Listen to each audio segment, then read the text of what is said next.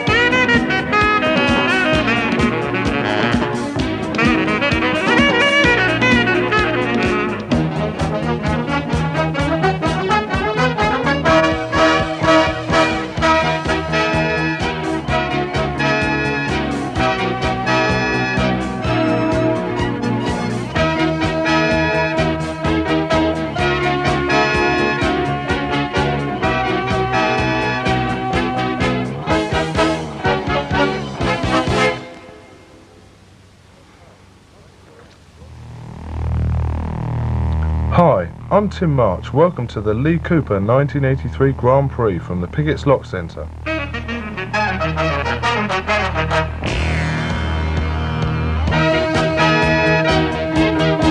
The event was staged over 2 days. Day 1 was allocated to the freestyle competition for novices and experts.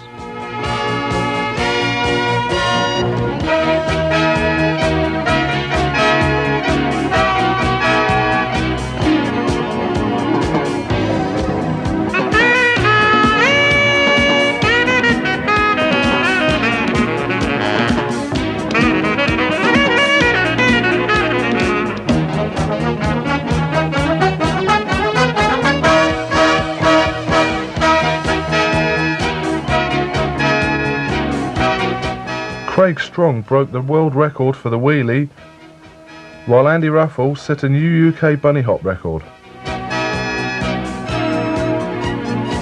On the second day, the Grand Prix proper.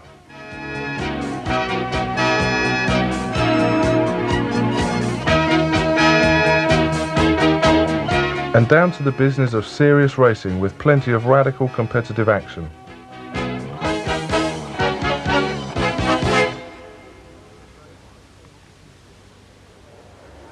The start of day 1, novice and beginner racers were taught the basic racing techniques at a racing training school which was run by Britain's top BMX racers.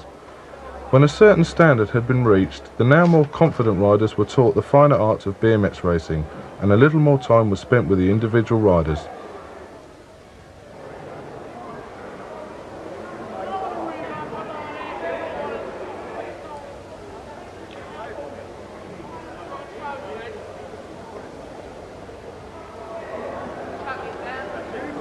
Teaching the riders the basic techniques of speed jumping are Craig Schofield and Martin Jose.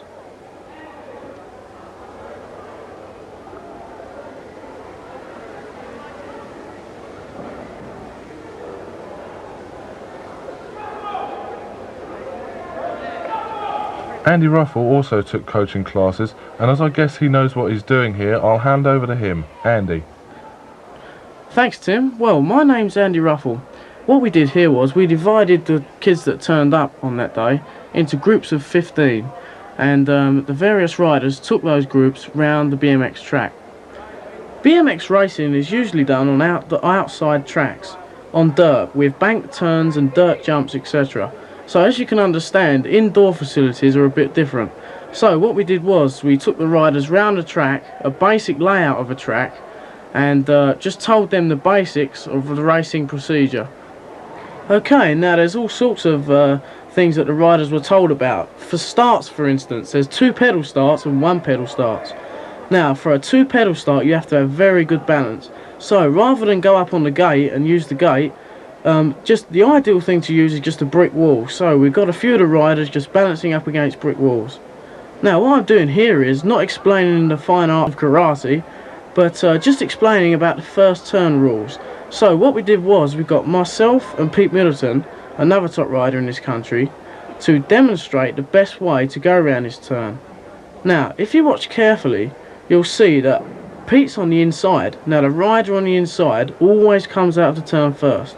So we explained to the kids that, and then we put the riders in groups of 2 and sent them round that same corner just to experience that fact. As you can see, riders of all ages were in the classes. We tried to keep the riders roughly the same age in pairs, and it worked very well. Even the younger spectators were really getting into the spirit of things. That guy in the middle looks like he's auditioning for the next Star Wars movie.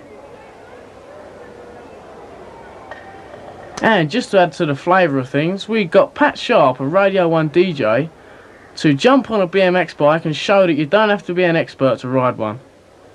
We put Pat up on the start hill and did a practice start for him. He had a lot of fun just watching him over this tabletop. Doing a 2-pedal start there, which is very good for a first time rider. There he goes over the tabletop. A slight slip there, but he's straight back on the bike. That's one of the beauties of BMX racing. You can wipe out over the bars, over the back, but you'll get straight back on the bike. Okay, now we got Craig Schofield, number 1 13-year-old in this country, to demonstrate the start over the tabletop. Unfortunately, he didn't do that too good, but well, as you can see, the crowd wasn't that impressed. Okay, well, as this is me, I'll get Tim to do the honours. Well, basically all Andy's doing here is some freestyle flat ground tricks, and although he's making it look very, very easy by just flipping the bike around, doing some 360 turns, which he's just done there, and a few rock walks, which will be just in a minute, kind of end over end. Andy has spent a lot of time practicing these tricks, and his smoothness of doing it is very, very deceiving, because it is very, very hard and takes a lot of training to do this, and a lot of hard time and effort. So perhaps Andy would kind of know or be able to explain how the trick is done, so if any would-be freestylists are watching the video, they could kind of learn from what you're going to do. Andy, could you explain to us how you do a basic rock walk or 360? Yeah, well, the best thing to do really, see, it's all very well explaining these sort of things. I mean, then you just, you know, it goes in one ear and out the other. The best thing you can do is study the video, see how I do it, and then get a piece of flat ground away from fast cars and 125-mile-an-hour trains, etc. So really anywhere, kind of your local car park or kind of a quiet area, recreational area, would be okay for anybody to go and freestyle on? Yeah, that'd be good, as long, you know, obviously as long as you're not disturbing other people or doing something else recreational. But the best thing to do is just practice and practice and practice. That trick you just done there, what was that called? What, the front hops? That's it, yeah. Well, with that trick, the trick is to just put your front brake on, get onto the point of balance, and try and keep on that point of balance. See, no matter what you do, whether it's a wheelie, a back hop, or anything like that, there's a point of balance. So the trick with the front wheel hop is to get up on that point of balance and try and stay there. It's very difficult at first because you have to push your weight forward and just stay on that point of balance. Now with the back hops that I'm doing here, you just have to keep your weight back enough just to keep the bike up. And yeah, if you let your weight go forward a touch, then the front wheel's going to go down. Yeah, I guess when you get to as many as that, you start getting a little bit tired and your forearms start getting a little bit weak, so yeah, it gets kind of harder as you go on. That is very tiring, very tiring. I mean, as you can see now, I took my lid off and I was quite out of breath. Yeah, it kind of looks very, very easy the way you do it, but kind of anybody that's listening, I'm sure as soon as they try some tricks that they've seen there, they will really realise how hard it is for you to do freestyle BMX. It is, I mean, it's just practice. Freestyle is difficult at first, but it's like anything. If you practice enough, then you're going to be good at it. Andy's just said that practice makes perfect, and as I see Pat Sharp lying down there with my helmet, if he practices long enough, he may not get run over by the 3 riders which are just about to jump over him. Yeah, Pat looks a bit nervous there, but I did a test run here just to show Pat what we was going to do, and after that he did survive, so he looks alright now. Yeah, the 3 riders taking a pretty good run through there, just basically showing how light and agile the bikes are and how you can throw them about off the jumps. Yeah. Now this is the difficult bit. Now 3 riders at a time was going over this, and as you can imagine, if you clip handlebars or something in the air, then it could be a bit dodgy. But we made that alright. Yeah, taking a couple of runs at this, kind of making it look a bit daring. Yeah. Well, there was quite a few photographers around, so... Yeah, look at Craig just pulling a wheelie there. That's really hard, you know. You have to keep putting the rear brake on so as you don't loop out. Yeah. But there was quite a fair-sized crowd in this arena. You can see him all in the background shouting and screaming as you're jumping over the pan. Oh, he's gone now.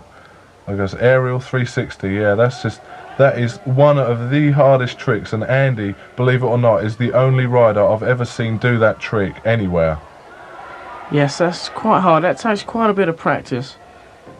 It's very difficult at first because, as you can imagine, if you sort of get on a bike and launch off a jump and you want to turn 360 degrees in the air, it's quite breathtaking at first. I wiped out quite a few times.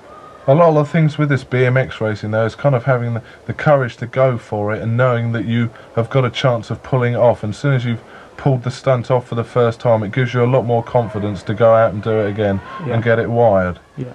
I said earlier that the freestylers, that practice makes perfect, which is exactly what's going on here. The freestylers before the competition were allowed a half hour on ground tricks and on the quarter pipe, just getting warmed up and getting the feel of their bikes before the competition. That's right, isn't it, Andy? You kind of need a time to warm up. Yeah, that's very important. I mean, to jump on a BMX bike and try and do all these tricks when you're cold is quite difficult. So a BMXer needs, you know, about half an hour to warm up and get all his coordination right, just to warm up. Yeah, that's right. As you can see kind of in the picture now, there's a quarter pipe. This strongly resembles or was taken out the idea of skate parks, which freestylers often frequent when they kind of come home from school. They jam up to the local skate park and get radical on the vertical concrete up there. Basically what that is just a portable skate park where you can take anywhere you want and you can practice anywhere you want, in your backyard, in your car park, wherever you can kind of dump the thing. And it allows the rider to have a lot of freedom in the evenings when he wants to go out and kind of release his inhibitions of pent-up frustration that he's had at school maybe for a day, or just wants to release any spare energy that he's got. Yeah. I think what we should mention to anyone that's listening, in case they didn't understand, radical is a term that BMXers use for something that's sort of out of the ordinary, something really good, grabbing a lot of air off the quarter pipe or off a jump. And, you know, that's just to explain that. As you can see on the screen at the moment, there was a wheelie competition here at Pickett's Lock. They had a practice for that as well. And back onto the quarter pipe, this is just a couple of the competitors practicing their aerials. Yeah, they're expert riders practicing now, Andy, I think, aren't they? Yep, experts. Yeah, that's Craig Campbell there. The guy you've just seen there finished second in the freestyle expert competition and is a very good rider from London. Yeah. The competition was divided up into novice and expert, so that someone who's not that proficient in BMX riding could go into the novice, and people who are good at it could go into expert. The little guy on the screen now, Ben, is very, very young. I think he's about 5 years old, and kind of really you can start at any age in BMX. As you see, he's on a 16-inch wheel bike there, as opposed to a 20-inch bike which Andy and myself ride. The bike can be altered. You can hire the seat and hire the stem, and maybe a normal 20-inch bike will last you until you're 80, say. I'm 6'5" and weigh 14 stone, and a normal 20-inch bike is fine for me, so you've not got any excuses about the bike's too small for you. The bunny hop competition and the wheelie competition were held at the same time, to save time and because of the amount of space that we had. This is Keith Wilson. He went out of the competition after 14 minutes. In the bunny hop competition, there's two ways you can bunny hop. The most successful way is where you get to the foot of the bar and launch your front wheel over the bar and then flick your back wheel over it. If you study a couple of these riders that are going over the bar, then you'll see what I mean. The bunny hop that the guy did just there was the bunny hop that Andy didn't explain about. What happens is you go along and lift both wheels off the ground at the same time. Unfortunately, you can't get as much height by doing that kind of bunny hop, and the consequences were the guy knocked the bar off. A good shot here of the last two riders in the wheelie competition.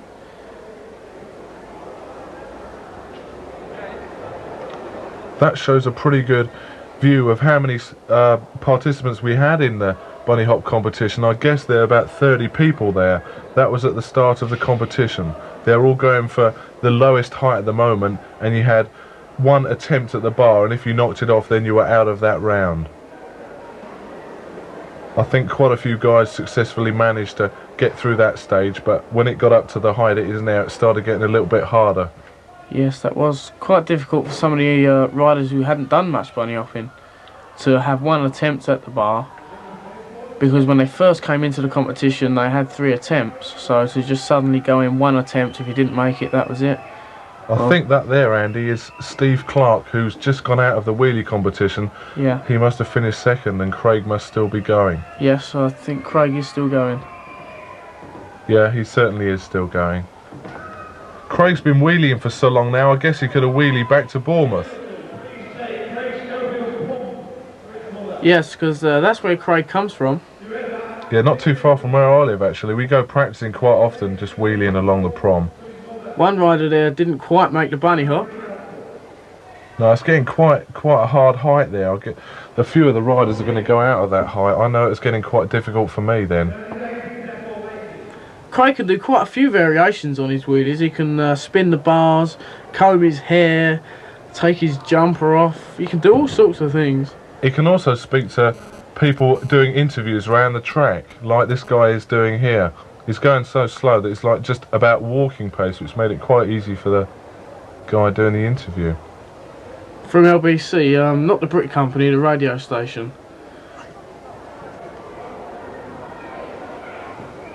I don't know whether that kind of may have put him off the wheelie at all, kind of having someone having run round with him. It may have done, it may have not, but he still kept going all the time. As you can see, that bar's getting quite high there. I think that's around 33 inches. As you can see also, the field has thinned out a lot. A lot of the riders, the younger and smaller riders, have gone out, the ones that aren't so capable on their bikes.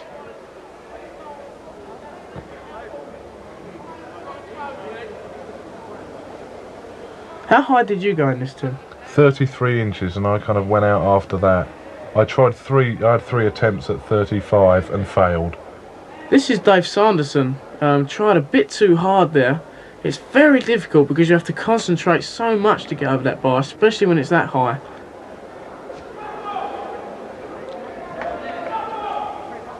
Meanwhile, back at the wheelie competition, Craig Strong is really going for it.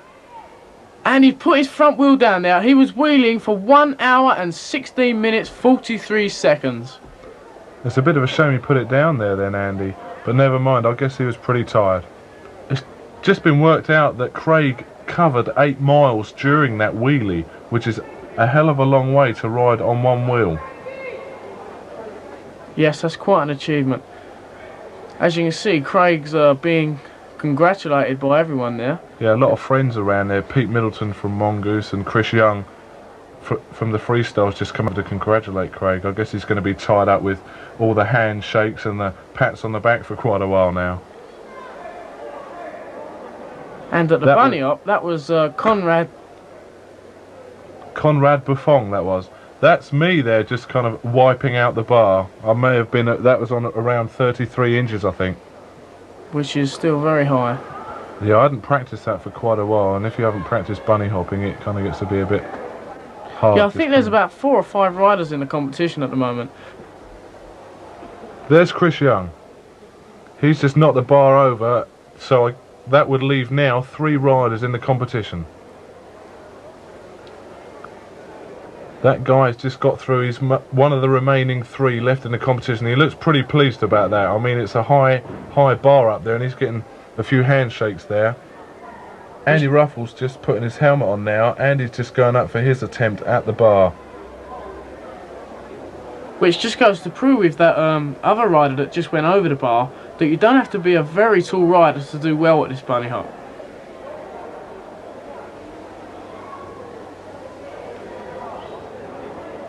The rider I just said looked pretty pleased about jumping the last height has just gone out of the competition, so that leaves just 2 riders left in the competition now. The guy's measuring up the bar with a tape measure to make sure it's all legal. The height there is about 36 inches. They've got judges either side of the bar to make sure that the riders don't impede any rules at all. Basically, the idea of the competition is to just get over the bar. Is that you there, Andy, just going up to the bar now? Yep, yeah. Just checking out the height, I suppose, against your bike. Yes, it's very important in the technique of this bunny hop to just make sure that you've got a great idea of exactly how high the bar is so that you can judge it better. Obviously, the going up to the bar must have worked because you cleared that pretty convincingly. Yes, that was quite a good jump. I was pleased with that.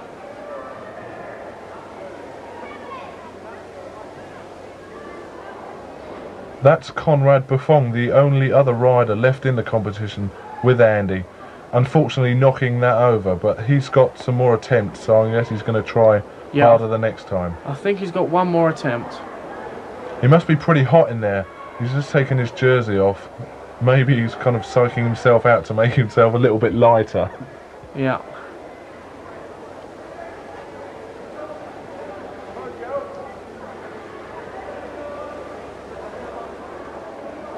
And he's just going back for his run up there.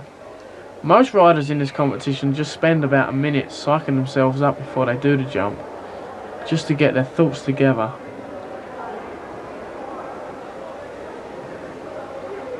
And he knocked that down as well. I think that was his third attempt, so he is out of the competition now. Now it's just left to you then, Andy, really, if you can clear anything higher than Conrad did. Yeah, the height Conrad did was 36 inches. Right. So again, they're measuring the bar. That's your front wheel again there. Yeah. Just checking it out. You can see the bar now is higher than Andy's handlebars. The height of the bar now is 37 inches. By the looks of things there, Andy, you had a bit of difficulty getting over that, kind of losing control of the bike halfway over. Yeah, that was a bit difficult. So what I tried this time was putting polystyrene blocks there so that I had a solid object to get over. Yeah, it must have been quite disconcerting seeing the bar and seeing a gap under the bar and on the top of the bar as well, and not being able to judge the distance of how close you were to the bar when jumping it.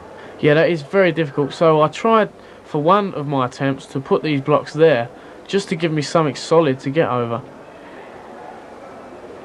The height of the bar there, Andy, has gone up 2 inches, hasn't it, from the last jump you did, and now is at 39 inches, Yeah. the British record, if you can make it. I think I was just asking for a bit of music to be put on there. Yeah, kind of get you in the mood for jumping that height.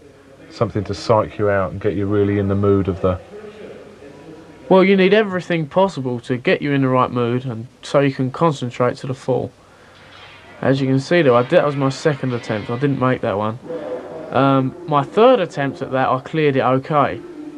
So what we did then was, rather than go up 1 inch, we went up 2 inches to 2.5 inches actually to 41.5 inches. Now the world record was 41 inches. That's Richard there, isn't it? Richard Grant, the organiser of the event. He's just looking through the book, checking and confirming that the world record to date was 41 inches. And they're measuring the bar there to Craig Schofield there, psyching me up a bit. They're just checking officially the height there. Getting warmed up and limbered up before you go for the big one, Andy.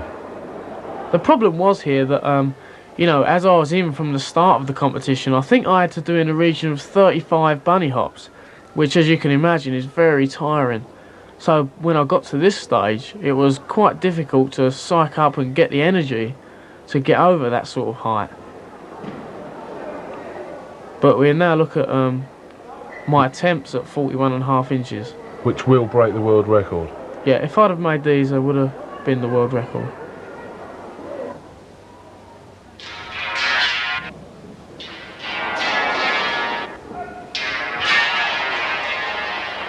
Unfortunately, you didn't break the world record, Andy, there, but you did break the British record of 39 inches.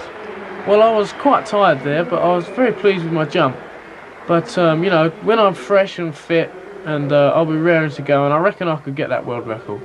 Look pretty tired there. I'm coming up to pat you on the back. You kind of had a hard day there just trying to jump over that pole. Yep, sure was.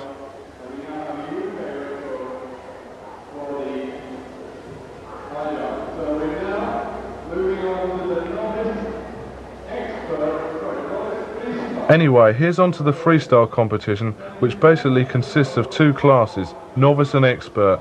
And the term freestyle means a form of self-expression which can be released on a BMX bike.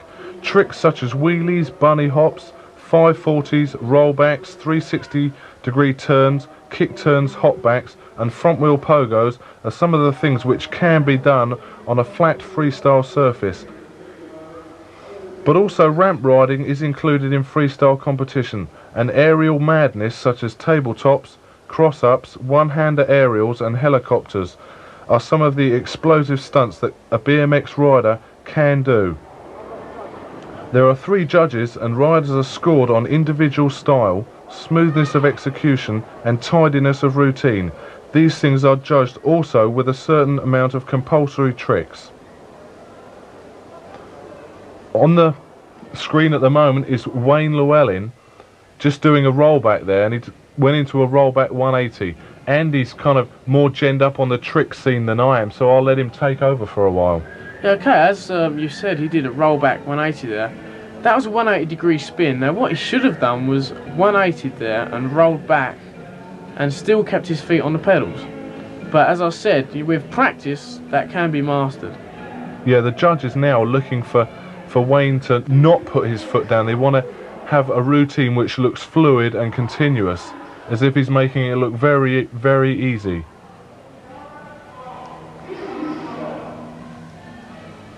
Andy and myself were judges at the competition, and we had quite a time judging the competition all in all, because there was such a good category of riders. The competition was very fierce in the classes, and the riders were very, very good standard. Yes, that was quite a job to judge that. We gave them marks out of 10 for the first part of the competition for 4 set routines. They were all compulsories. The guy just went into a rollback 180 again there, off the quarter pipe. This is quite hard, as you have to turn negatively to what you're used to when you're rolling backwards.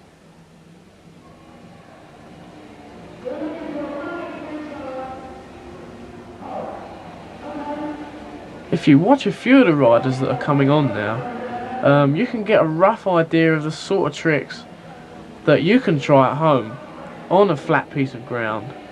And if you study the riders, how they do it, you can watch by their mistakes and learn for yourself. So if you just study a few of the riders and try and learn something.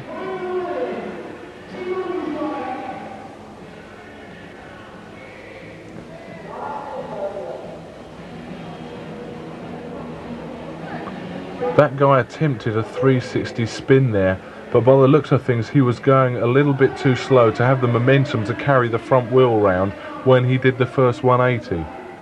There you see he did it a little bit faster and got the complete 360 spin as he did there again. Well, I must say that I was quite impressed with the standard of these riders, and I think you'll agree with me, Tim, some of the things I was doing were quite advanced. Yeah, that's right, Andy.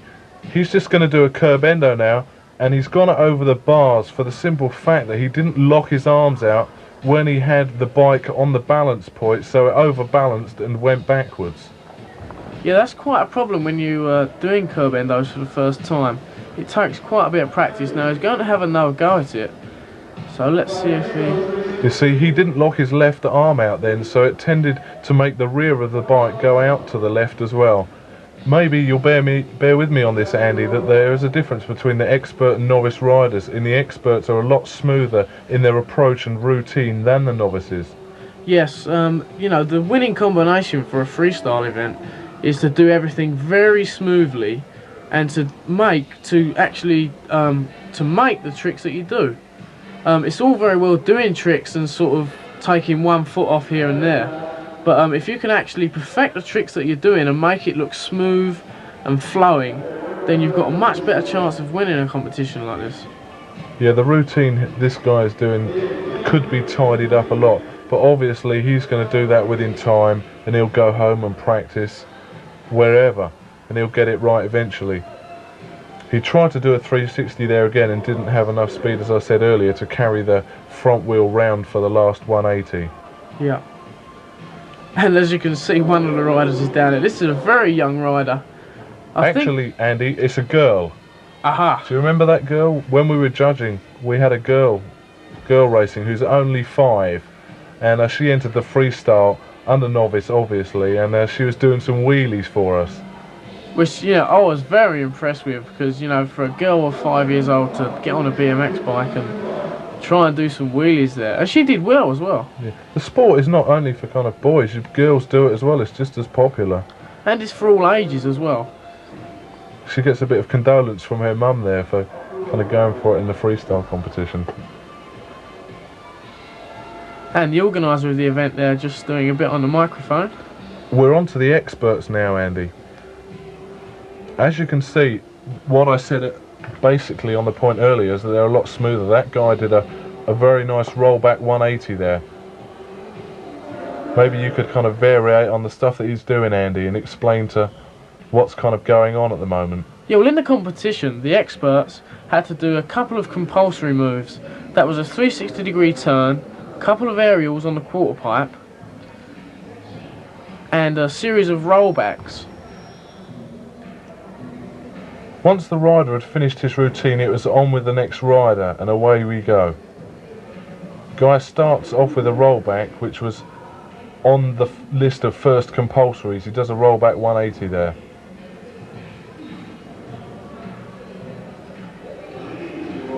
And a kick turn, which was also on the compulsory list. And if there was any time after the compulsories, the riders had a bit of free expression time to do what they want.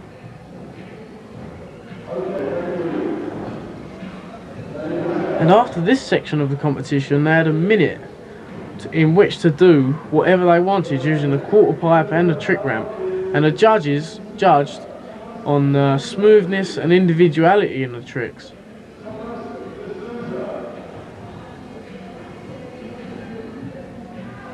If you watch a couple of these guys going, you'll notice quite a few different tricks that would all get different marks in the competition. They would be marked on degree of difficulty and things like that.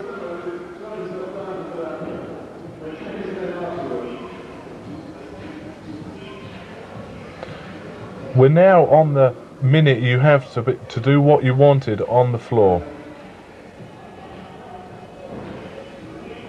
The guy now has got to get a smooth routine worked out, which is going to be appealing to the judges and keep their eyes centered on him for the minute he's got to do what he wants. Now, as you saw there, the trick he did there was good. It was a very hard trick, but he put his foot down as he brought the bike down, so obviously he would lose marks for that. But he's now onto a few aerials on the quarter pipe, which he has made very nice. He would get quite a lot of points for that.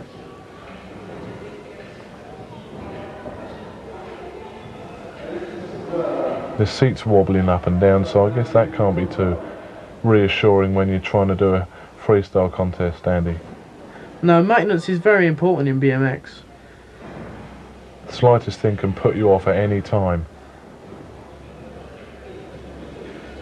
He's going for some more aerials now, so I would think he's hoping to be judged more on aerials and degree of difficulty than he would be on his ground tricks. Maybe this is his strong point.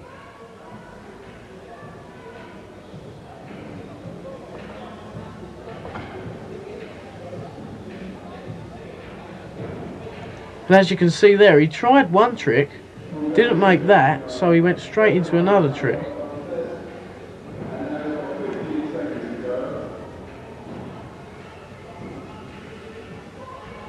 And here we have Dave Sanderson from London on his routine.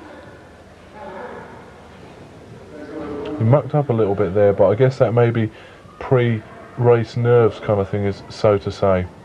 It's hard for these riders to just kind of jump into the competition and feel free and easy to start with.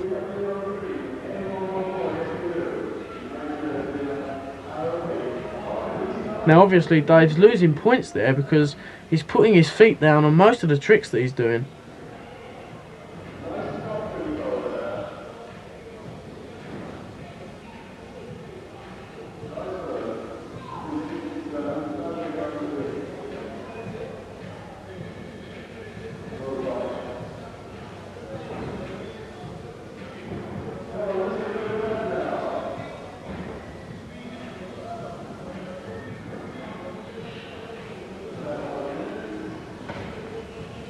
Now if he'd have made that trick, that would have been very good and earned him quite a few points. What he was trying to do is a 540-degree spin backwards, which is like a normal 360-degree turn, but he was rolling backwards at the same time.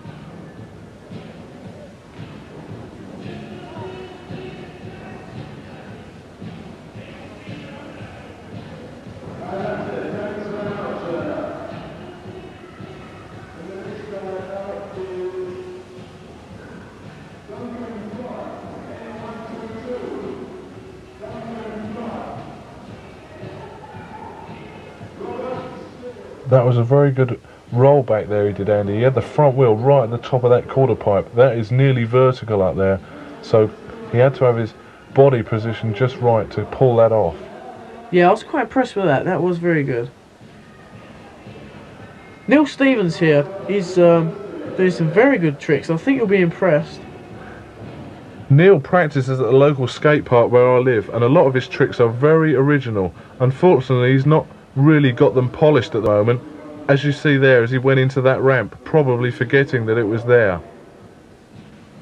Yeah, I think nerves affects quite a big portion of the routine, because you sort of get halfway through the routine and forget what you was going to do next, because before you go on you have a plan in your mind what you was going to do, but as soon as you get out there, you know, you just forget what you're going to do.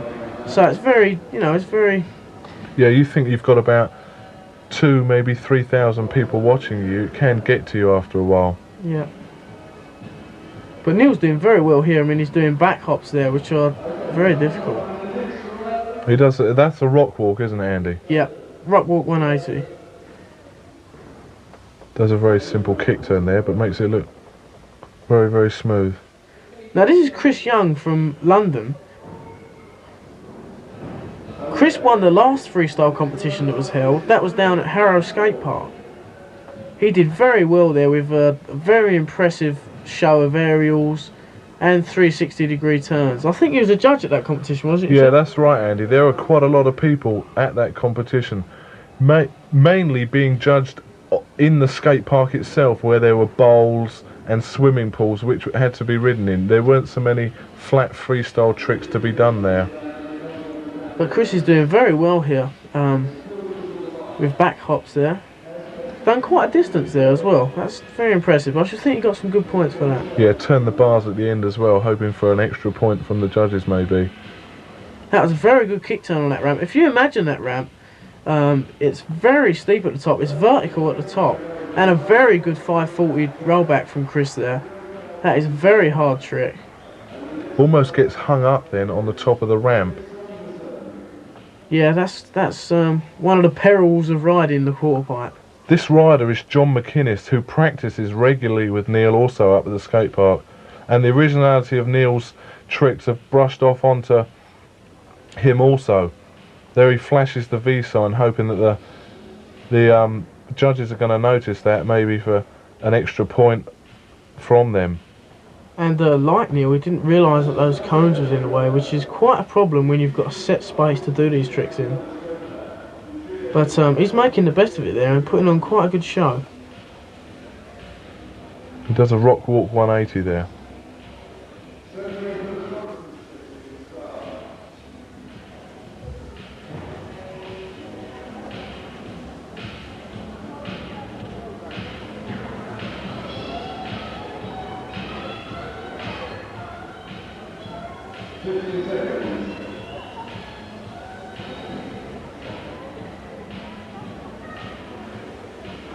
And next up is Pete Boland from Bournemouth.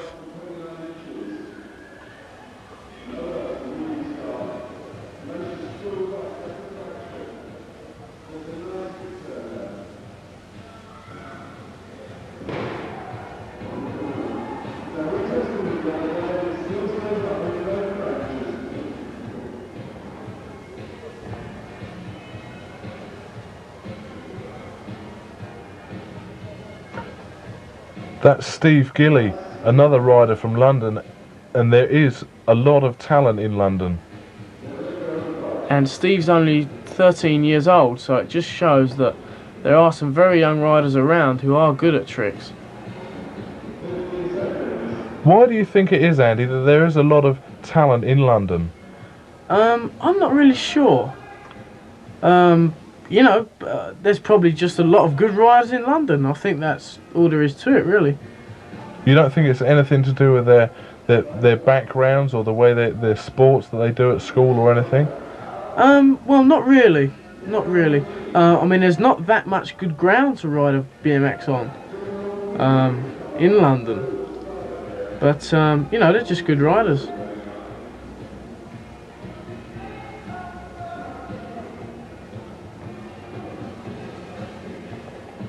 Andy, this is you, so I guess I better start talking now.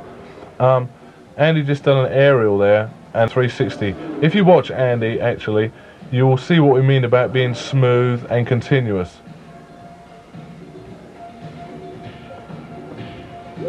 Andy did a one-hander there off that quarter pipe, which is very, very hard and takes a lot of nerve to do.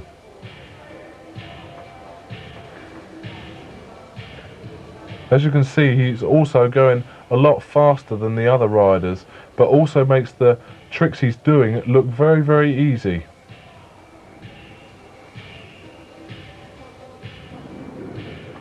Yeah, this was my first freestyle competition that I've been in for. Yeah, you also do a lot of demos out on the road and shop openings though, don't you? So I guess you have a lot of time to practice during the week.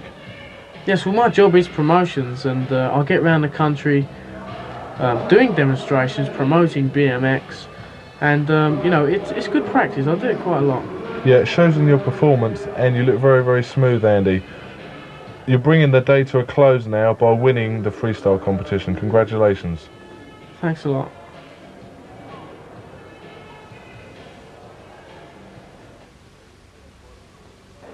Racing the second day was headed by the novices and followed by the experts. Almost 500 riders were registered at the Lee Cooper Grand Prix. The qualifying system worked as follows. Every rider competes in 3 motos, and the lowest 4 scores of the riders in each motos being the ones to qualify to the quarterfinals, semi-finals and the main events. Racing is always very fierce and competitive, with riders battling it out to get over the finish line first, as you're just about to see. And as you can appreciate, usually bicycle motocross is raced on outdoor tracks on dirt, so it's quite a difference to come onto this sort of surface, which is quite slippery, usually used for roller skating and that sort of thing. And to come onto this surface, going round these flat turns, is quite difficult, as you can see. As quite a few riders were having a great time going around the corners.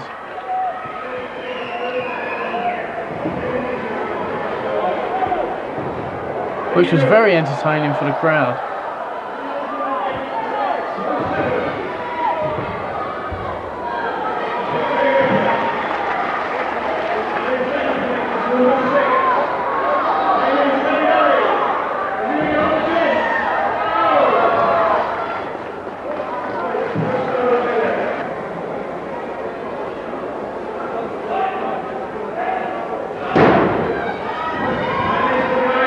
You can hear the starter there. He said, "Riders ready, pedals ready, go." That's the same throughout BMX. No matter what country you're in, it's always the same. Always the same starting system.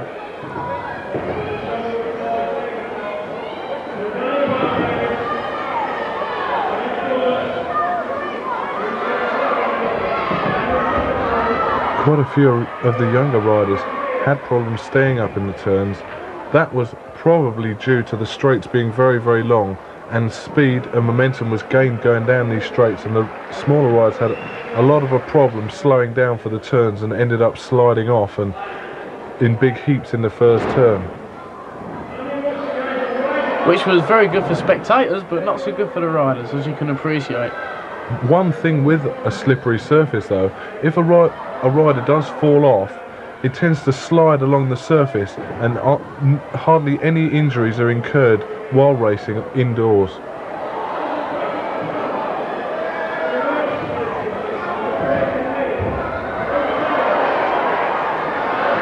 Around the track there are certain obstacles riders have to get over. What they're going over now is called a speed jump. The aim of that really is to, if you can, pedal over the whole thing by compressing your body and tucking up over it. Some riders have got the technique and others haven't.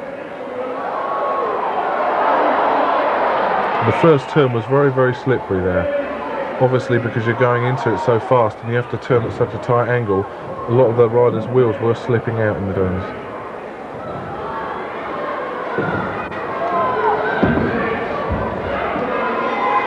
That's quite an easy win now.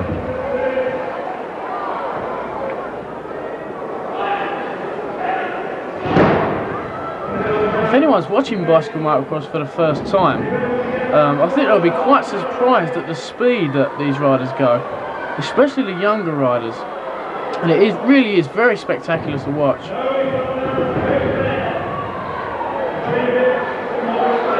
All BMX riders have to turn up at a BMX meeting with full protective gear, which includes a helmet, gloves and padding in the knees and elbows.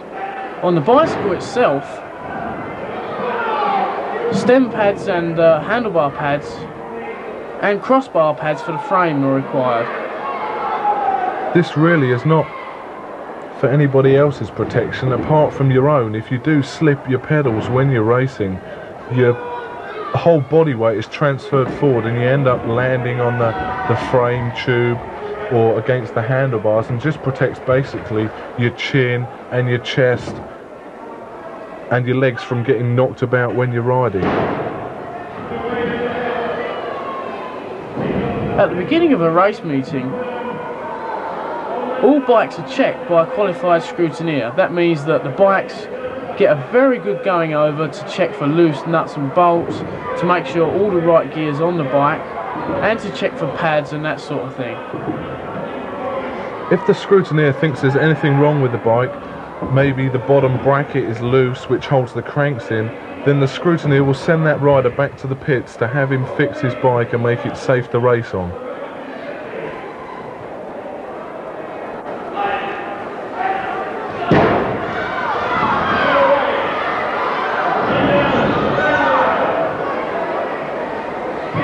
BMX racing caters for a large area of age groups.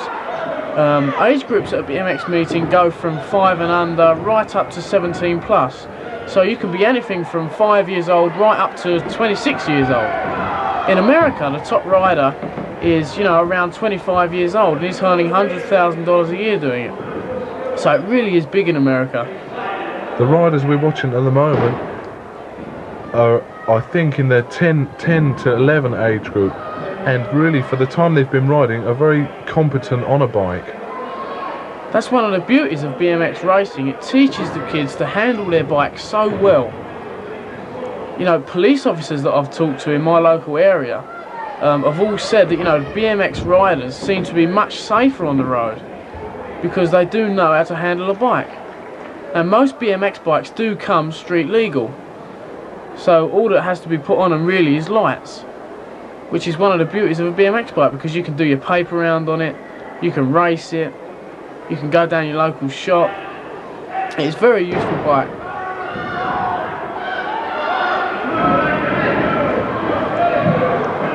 Riders just then went over the first speed jump. This really takes a lot of skill to get over, and the front wheel has to be lifted over the front part of the jump to let the rear wheel follow over so the rider doesn't get too squirrely or bobble when he's going over that turn. It also helps, in fact, slowing the rider down for the first turn so you don't get a big gaggle of 8 riders just burning into the first turn and having one almighty crash.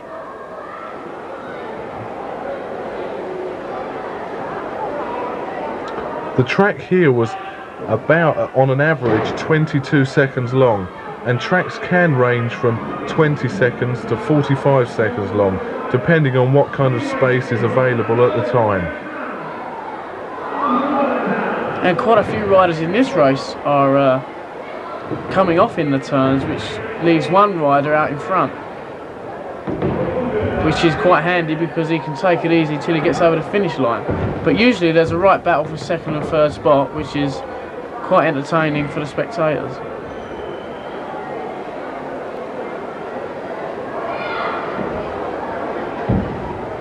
As the riders come across the finish line, they're sent out round the back of the track, so not to get into the way of the other riders coming round the track.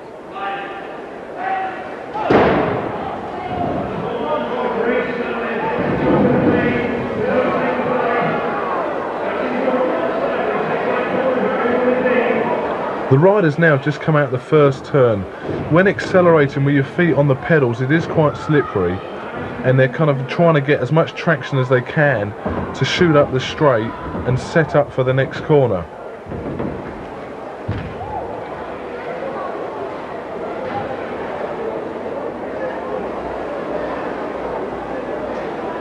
Special care has to be taken in the turns.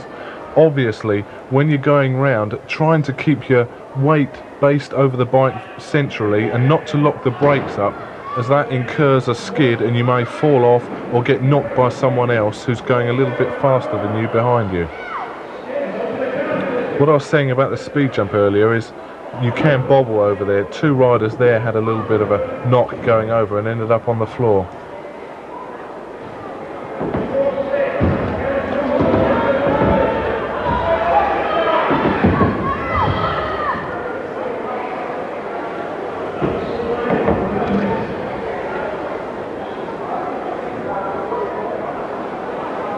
You saw there the lap scorers. What happens is as soon as the riders come across the line, there are a team of workers who take down the numbers of the riders and transfer them instantly to the race organiser, who then puts them in prospective motos if they have qualified out of the transfer system.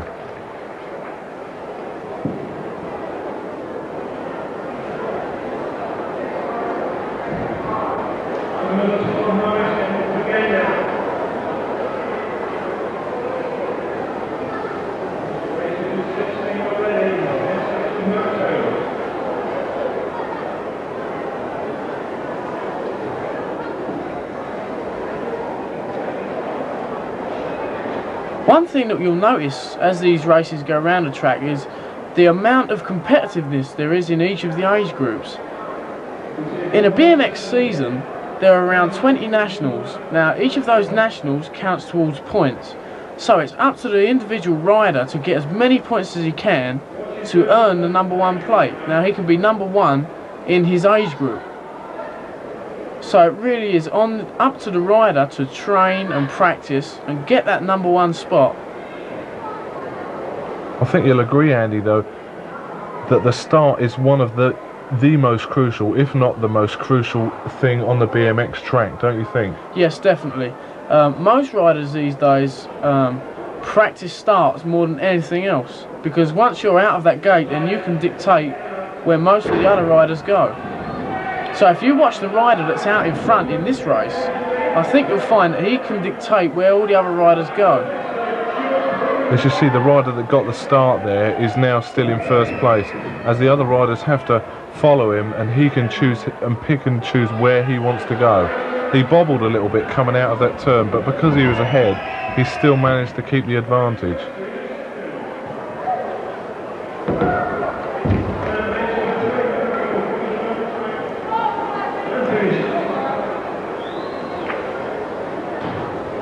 I wonder if that is James Bond underneath that helmet. He had 007 on his number plate there. In BMX in this country, there is a governing body, and when you join the governing body, you automatically get a number. Now, after you've raced a full season and you say you're in the top 10 of your age group, then you can put that number on the front of your number plate. So if you came 7th in your age group, then you can ride with #7 on your number plate. I think the race now, Andy, may be a tie break for two kids that have drawn on points to be the one that decides who goes through to the next qualifying slot. Yes.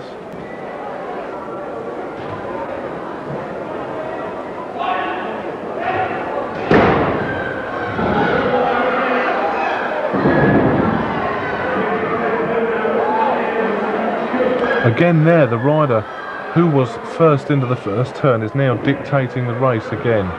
If you are first into the first turn, the kind of slang word for getting there first is hole shot. And that definitely is the most important part of a BMX race. If you can get the hole shot and stay there, then that's 50% of the race.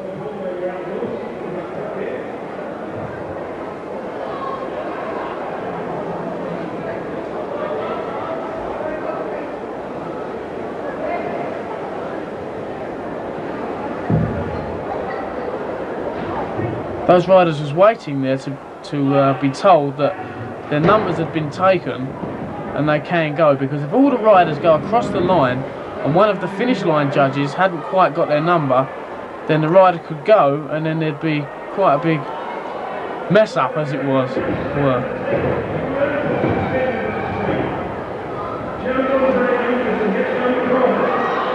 And one rider slid down in that turn. But one of the good things about BMX and bicycle motocross race meetings is it teaches the kids a discipline. At a BMX meeting, they have to be on the gate at a certain time. Everything is done, it involves discipline. So it really does teach the kids to do what they're told and to enjoy being with other people.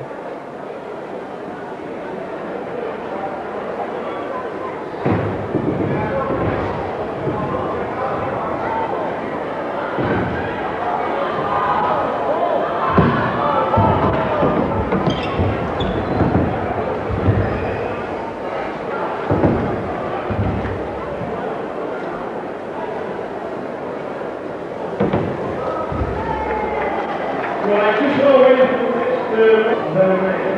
after you guys in those ways, you're not in for.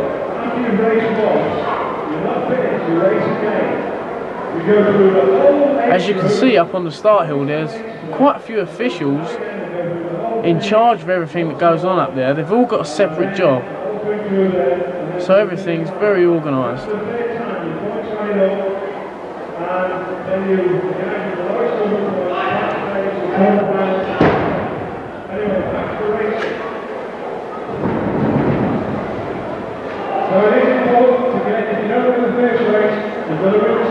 And there again, one rider came off his bike quite heavily there, but he's straight back on his bike and back in the race, because you never know what's going to happen with the guys in the front. As you saw there, the leader slipped off there, so that guy who came off first of all has got a chance of moving up one place. Just because you're in the lead and you may have a comfortable margin of a lead doesn't mean you can slack off when you're racing, because the race isn't over until you cross the finish line. There are a lot of things can happen. You could have something go wrong with your bike, or someone come from behind and do a banzai crash into you, and they take you both off in one turn. So it's always best to ride to your full capabilities until you cross that finish line in first place.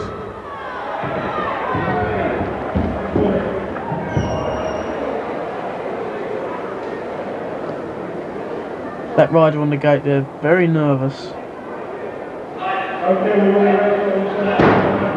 And the gate's down. You can see at the speed that they shoot out of the gate.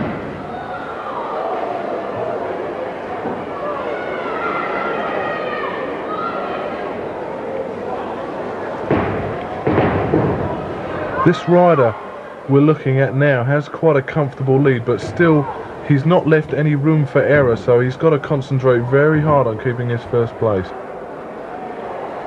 Even though the riders fall off, maybe at the start of the track or the end of the track, they still don't give up trying.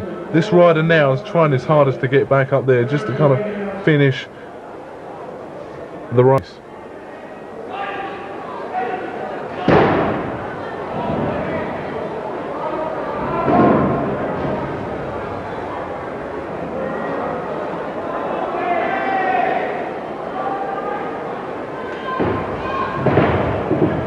I would advise anyone that's going into BMX racing to go to a few meetings just to get the experience, because there's no way any rider can go to a BMX meeting and expect to win if he hasn't ridden before. And you know, it just needs experience. The more races you go to, the more experience you'll get and the more confident you'll be on a BMX track. Looking at the riders as they go around the first turn, There's a bit of jostling for position as they could try and regain their pedals to go along the second straight. As they go over the tabletop, they go under a tunnel, which basically was used to save space when building the track.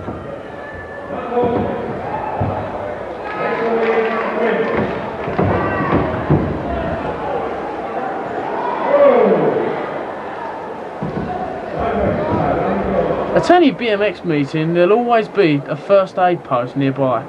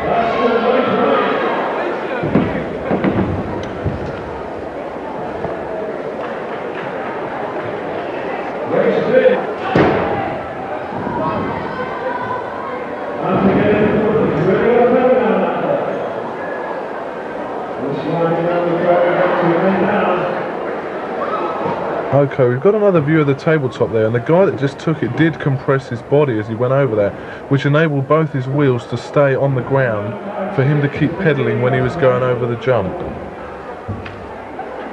This is a whole lot faster than grabbing air and jumping over it, because that way you can't get any power to the ground and power through the jump.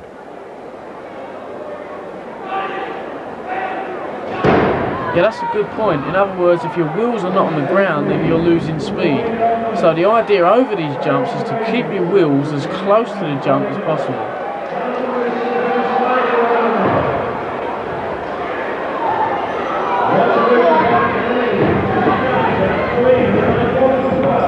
That guy there got some air over that jump, and it probably cost him a bit of time, as he could have pedalled over it if he really would have tried.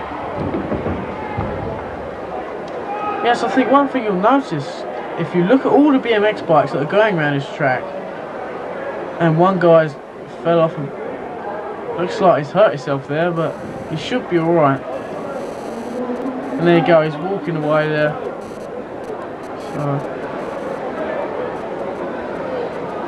one thing that most riders do between motos is take their bikes into the pit area and adjust the chain, make sure every nut and bolt is tight, so that the next moto they're not going to have no trouble with their bikes.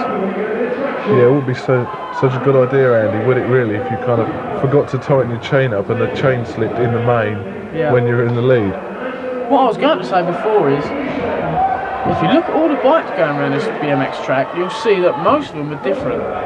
There's around 50 different kinds of BMX bike, well, makes of BMX bike that you can buy, but you don't have to buy a complete bike.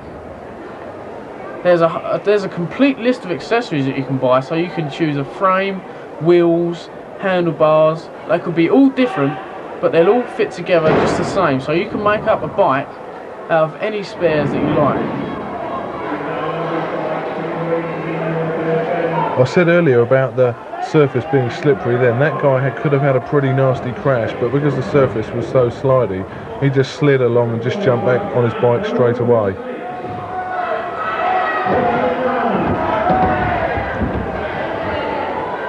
And another point about the safety on a BMX bike is that if you ever find yourself in a position where you're going to crash, then you must leave the bike and always fall onto your hands. Go down on your hands, and try and do a forward roll. So as you come off the bike, go onto your hands and a forward roll. That will take most of the impact when you land.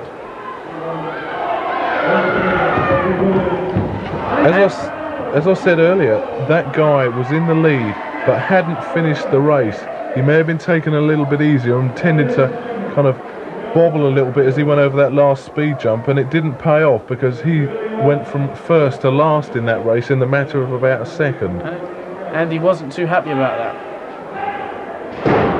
But there's always the next race, so you can bet he'll go for it twice as much in the next race.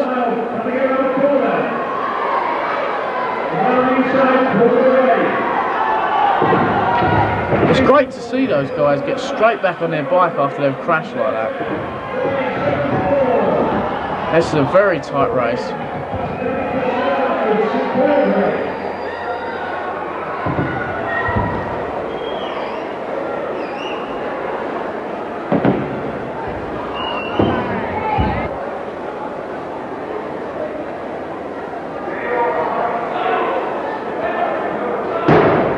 Now we're starting the expert races, and they start from the smallest up as well. And look at that little These guy at riders, the back. that guy instantly, as soon as he fell off, he looked behind him, just simply for the fact that if there's anybody coming towards him, he could have dived out the way so that guy didn't hit him. He's taking it really careful round that turn there. It's better to be safe than kind of going a little bit faster than you think you can handle, because there's always that element that you may fall off. And when you're in the lead, you can dictate what line everybody else uses. So if you want to go a little bit slower through the turn, everybody has to follow you at the same speed you're going. It's really great to see young riders like that really going for it on this type of track. And at any BMX meeting, you know, the young riders that do attend and actually go in for the racing is quite amazing. Just take it over this way. This is another two-man race here. They've both fallen off.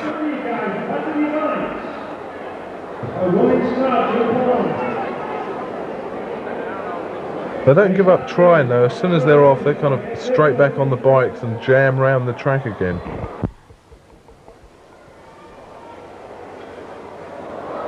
And one rider's down again. He's pushing pretty hard to get back up that speed jump. Pushed all the way up that jump. That's determination for you. And he got over the line first. And I think the other rider's still to finish.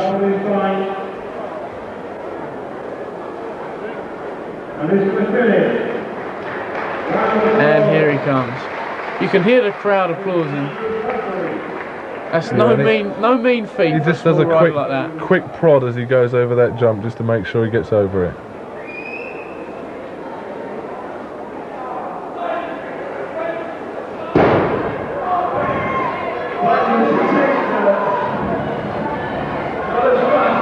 You can see there that they're very young riders, and the way they controlled their bikes over that first jump is, you know, incredible for a rider that size.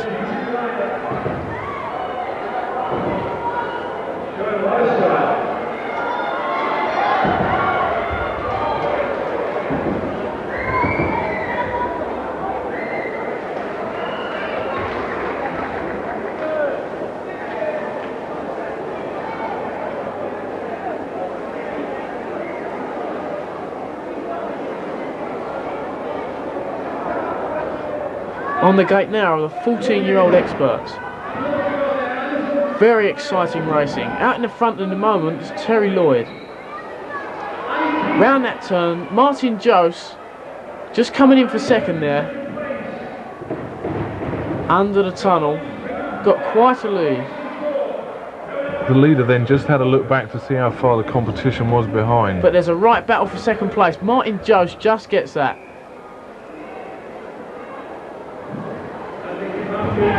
The racing really does get quite spectacular when you get into the older age groups. This is the 15-year-old expert final.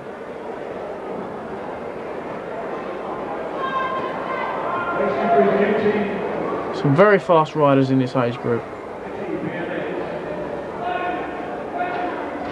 Guy to watch is the guy in a green and yellow racing gear. That's Nicky Matthews from London. Gets out of that turn first, over the tabletop.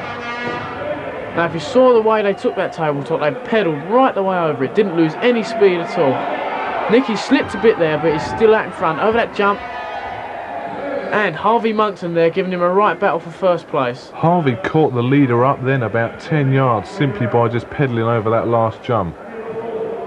If the race may have been 50 yards longer, he may have taken him, you don't know, but the finish was where it was and Nicky got that #1 place. And that's me and you, Tim. Yeah, that's definitely us. This is us. This must be one of the motos. When I come round now, I've taken it pretty easy there. I'm trying to pedal over that turn and keep my wheel on the ground. Yeah, so I didn't do too good in that race.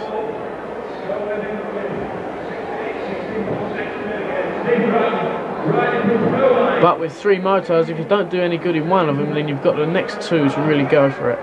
We're still on the 16 experts now.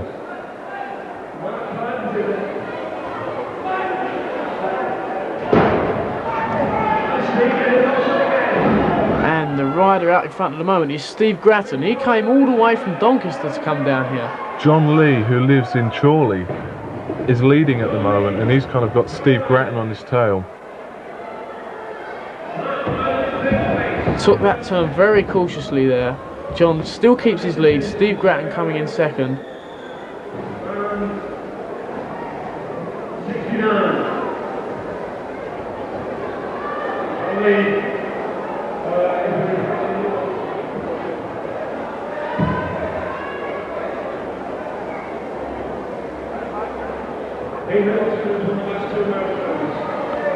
Seeing the riders in the 16 age group, you see them snap out the start as fast as they can, and all the riders are like together until the bottom of the start hill, or till the jump, until kind of somebody stops pedaling maybe. It's just who gets to the first turn is dependent on who pedals the longest along the straight. Pete Middleton had a very good start there. He's in second place at the moment, but Jamie Vince had the advantage on the inside because he was right on the inside of the turn and was able to come through that turn and come out first. Despite a few slip-ups there, Pete managed to hold on to second. That's a very important point, actually. You must aim for the inside of a turn. If you're on the outside, then a rider can come on the inside of you where there's less ground to cover. We're watching now the junior girls group.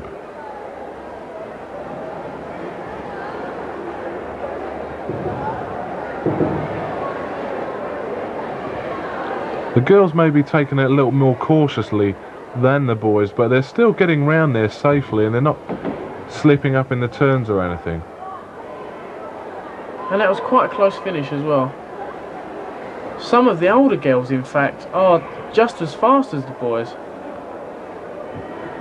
When meetings aren't too full also, the girls do race sometimes in the boys groups. And one rider there got a very good start out the gate. But he slid off in the turn. We're on to the main events now. These are the finals that everybody's qualified for all day. The atmosphere for one of these finals is incredible because all those riders that are in that main have raced 3 motos, possibly quarters and semi-finals just to get to that race. So everybody's going absolutely 100% to get over that finish line first. They're the best 8 riders of the day as well.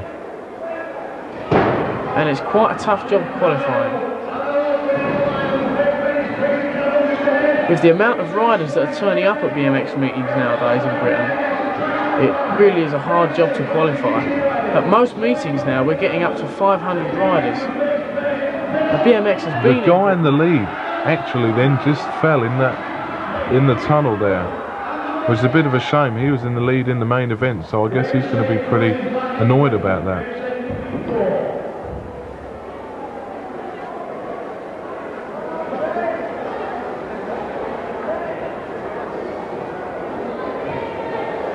There he is there.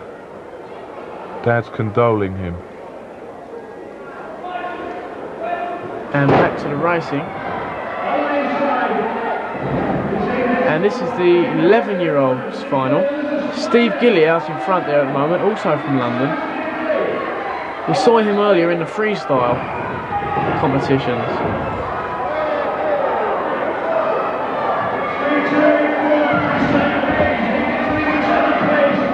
Jamie Turner there won that. Steve must have slipped in one of the turns and ended up back in third.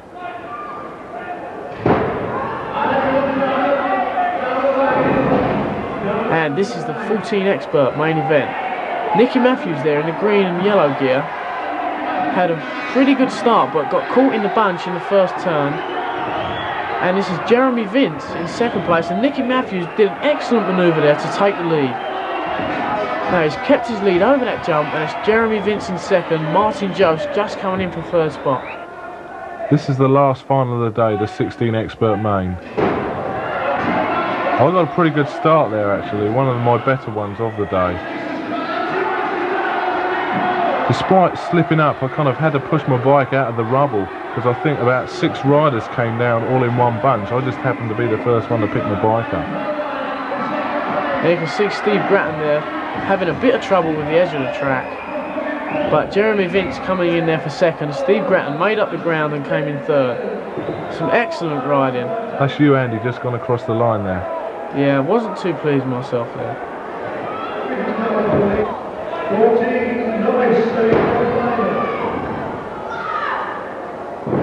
We're down to novice finals now, and this is the 14s. Racing's just as fierce though, like those 2 guys in front are really going for it. The one on the outside's just kind of had the edge and the speed to go past the leader there.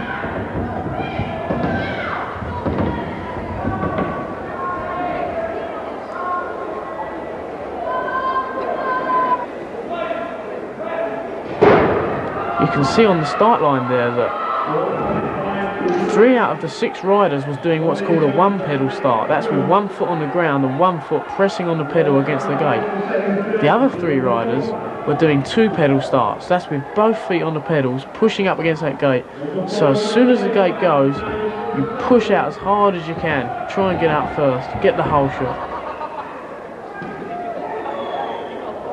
One rider being congratulated there. Actually, I don't think he's giving his mate abuse. He's just saying that he's got 1 more point and he can get through.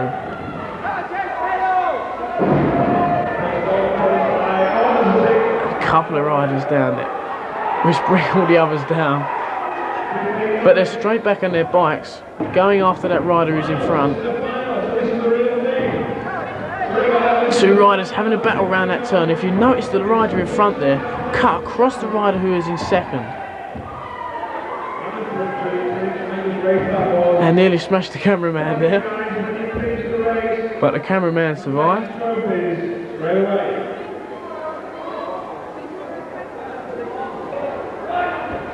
There's a lot of sportsmanship in BMX.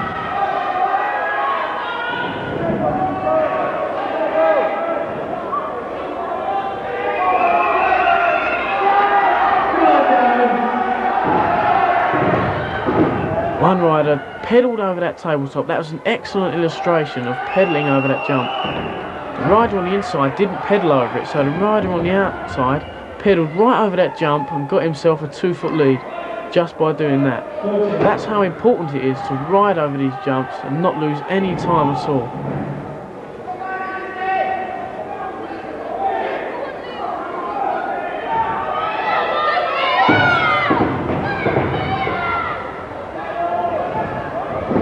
And one rider out in front there made 1 wrong move, 1 lapse in concentration, and he slipped off the bike. The first four of those, first four, would you please go to the start again, please?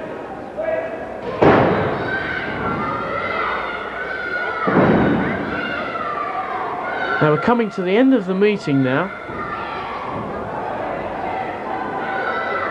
Still on the novice main finals. That guy just slid slightly, so he put his foot down there just to steady himself when he was going around that corner, just checking that he wasn't going to slide off. We've got a full lineup here. All those riders jam out there. Now that guy's got a pretty good hole shot there, so he's going to dictate to the other riders where they're all going to go. Now if you saw that, the way that rider crashed there, he's straight back on his bike, so bicycle motocross is not very dangerous.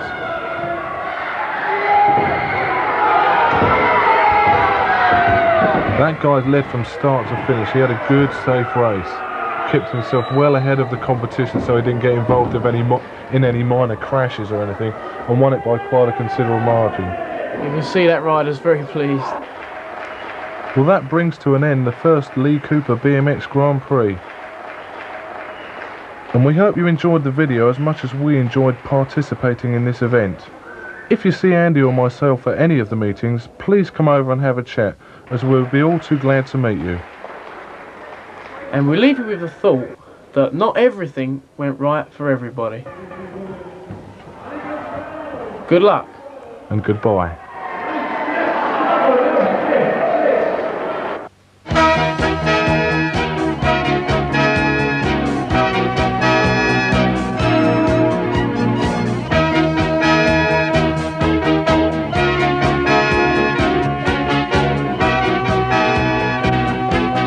I couldn't get up because the bike banged into my shin and it just major pain. Injured at all? No, I'm fine. I can feel the blood running down my arm, but Not a very pleasant feeling then. it goes away in a week.